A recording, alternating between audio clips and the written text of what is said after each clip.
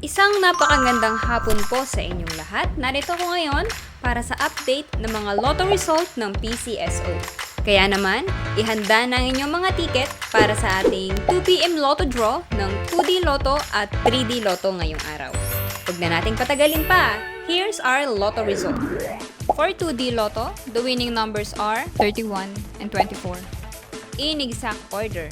Pwedeng manalo ng 4,000 pesos pag nag-match ang iyong mga number in exact order.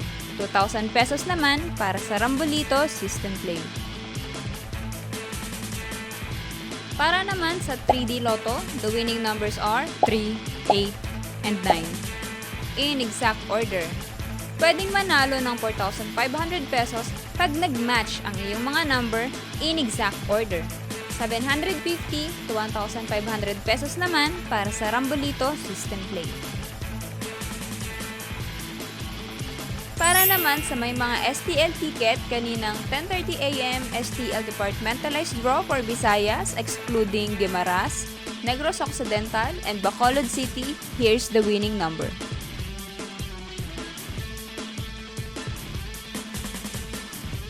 And for 10:30 AM STL Departmentalized Draw for Mindanao excluding Davao City and Zamboanga del Sur, here's the winning number.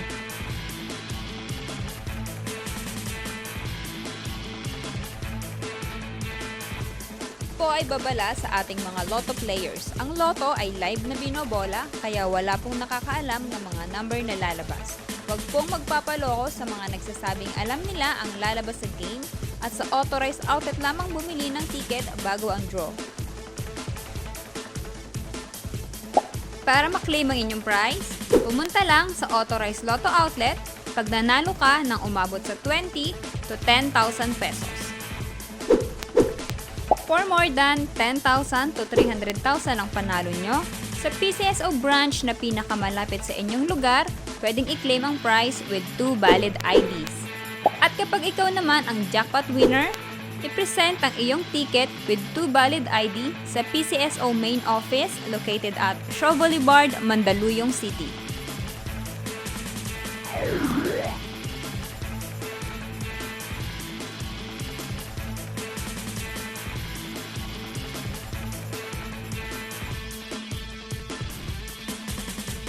Congratulations po sa lahat ng ating winners at magkita-kita tayo mamayang 5pm draw ng ating 2D Lotto at 3D Lotto. Maraming salamat po.